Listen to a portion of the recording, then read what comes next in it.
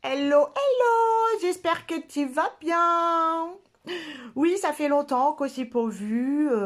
Après, c'est comme ça, j'ai le droit de faire des trucs que pour moi et puis pas venir vous voir tous les 5 minutes, hein. En même temps, j'ai parfait mes connaissances. J'ai augmenté mes connaissances en culture générale. Et évidemment, je vais vous en faire profiter dans mes vidéos, hein, parce que moi, je fais pas ça que pour moi. Mais bon, aujourd'hui, c'est pas pour ça que je vous parle. C'est parce qu'il y a une dame là qui m'a. Je regarde mon chat parce qu'il fait que des bêtises. Bon, la dame, elle est en dépression nerveuse parce qu'elle subit du harcèlement à son boulot, à caractère un peu sexuel. Enfin, elle a un collègue qui la chauffe tout le temps et puis bah, elle a peur. Et elle sait pas comment trop réagir, tout ça. Donc, elle dit non, hein, mais l'autre, il n'entend pas. Enfin, voilà, bon. Donc, elle s'est mise en arrêt. Et ça m'a fait penser à un truc. Moi aussi, à une époque, j'étais assistante de direction à l'époque. Et ben mon chef, il harcelait sexuellement le personnel. Bon, mon chef, c'était plus Robert que Redford. Ting, pour ceux qui ont la ref. Vous voyez, la culture générale, elle sert à tout le monde. Bon, bref. Et il était très con, surtout. Hein, parce que tu peux pas être très appétissant physiquement, je veux dire, mais au moins, t'es intéressant. Mais lui, même pas. Bon. Et il plottait allègrement le cul des serveuses, hein, parce que les pauvres filles, elles étaient en CDD, elles étaient souvent mères isolées, et puis du coup, elles mouftaient pas, parce que bah, c'était le chef. Et elles se disaient, si je leur embarque, tout ça, elle va pas me signer mon contrat. Donc, les pauvres, elles fermaient leur gueule. Mais moi, j'en ai eu dans les bras qui pleuraient, hein, parce qu'elles n'en pouvaient plus de ce gros porc. Bon, non, j'ai pas dit ça. Bon, bref. Donc moi aussi, à un moment, j'ai subi, non, il a tenté de me faire subir du harcèlement sexuel.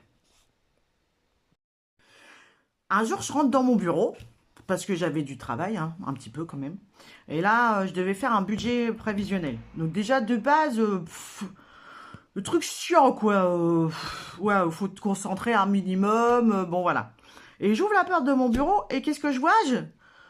Le gros vilain dans mon fauteuil, avec trois copains à lui autour du bureau, en train de boire du whisky et jouer à belote.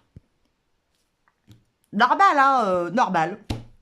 Et là, je dis, bon, déjà, bon, je me retiens parce que déjà, je pouvais pas le blairer, lui. Et je me dis, putain, faut pas chier, eux. Enfin bon, voilà. Donc, je leur dis gentiment, messieurs, ce serait bien de prendre vos verres de whisky, votre jeu de cartes, puis d'aller jouer un petit peu plus loin parce que moi, j'ai du boulot. Voilà. J'ai dit comme ça, avec le sourire. En n'en pensant pas moi, mais voilà. Et parce que moi, je suis hyper diplomate, hein. 3 minutes, mais quand même, ces 3 minutes-là, faut en profiter.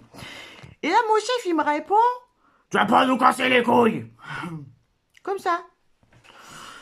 Euh, je prends sur moi.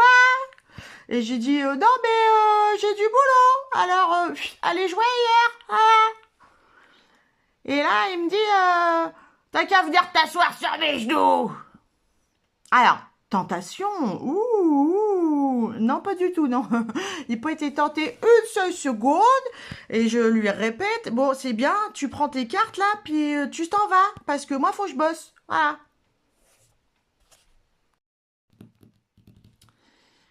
Et ses copains, parce qu'il y avait trois autres bonhommes avec lui dans le bureau. Les gars, à chaque fois que mon chef, il m'envoyait chier, et puis qu'il essayait de m'humilier, et ben les trois autres là, c'était mort de rire comme des grosses baleines. T'en as pas un qui a dit bon vas-y, on va ailleurs, laisse-la tranquille, fous-lui la paix. Non, les gros bâtards, ils rigolaient, ça les faisait kiffer. Je pense qu'ils avaient un début d'érection ces pauvres cons là. Bon bref. Donc je lui dis va-t'en, vas-y, laisse-moi bosser là, parce que le télétravail à l'époque il n'existait pas encore. Hein, ils l'ont inventé après ça. Et moi, ça montait, ça montait, ça montait, quoi. Et là, mon chef, il me dit, mes secrétaires, je leur plotte le cul, on a pas une qui mouffe, alors tu vas pas me casser les couilles, ferme ta gueule. C'est à moi que tu parles?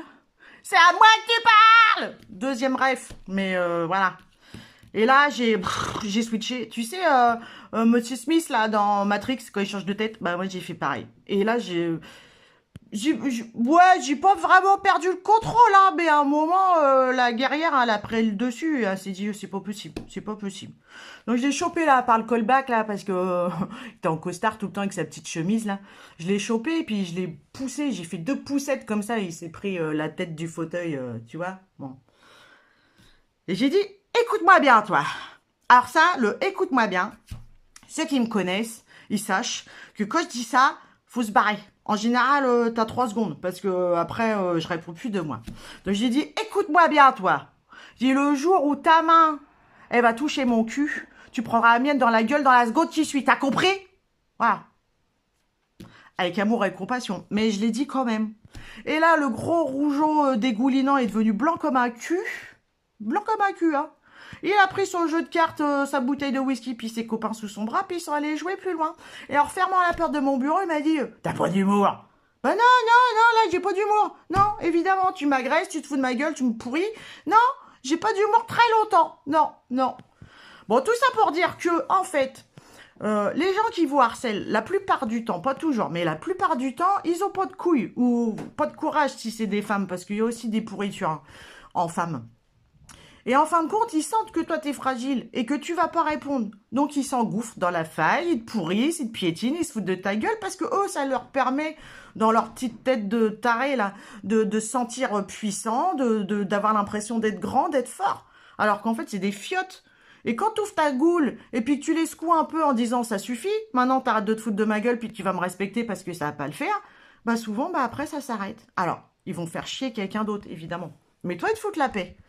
Donc, faut faire attention quand même. J'aurais pu perdre ma place. Effectivement, elle aurait pu me virer. Hein. Mais en même temps, j'ai même pas réfléchi. Ça m'a gonflé. J'ai dit pour qui il se prend cet abruti-là. Enfin, voilà. En sachant qu'il avait poussé aussi, lui, des femmes à la dépression nerveuse, limite au suicide, quoi. Donc, non. Puis, qu'est-ce que je risquais? Qu'il me vire. Je l'aurais mis au prud'homme. J'aurais appelé sa femme pour lui expliquer comment il se comportait avec les dames au boulot, par exemple. Tu vois, bon. Donc, il avait beaucoup plus à perdre que moi. Et voilà. Mais dans la vie, c'est ça aussi. T'as toujours des gens qui vont venir te titiller, t'emmerder pour que, en fait, t'apprennes, je pense, à te respecter toi-même. C'est pas simple, hein. Ça demande du courage, une petite dose de folie aussi de temps en temps.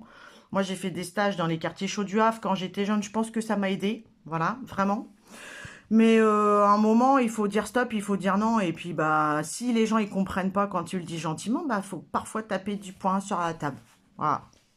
Bon, sinon je vous laisse hein, parce que c'est dimanche et puis j'ai pas que ça à faire les copains. Je vous fais des poutous. Bisous bisous.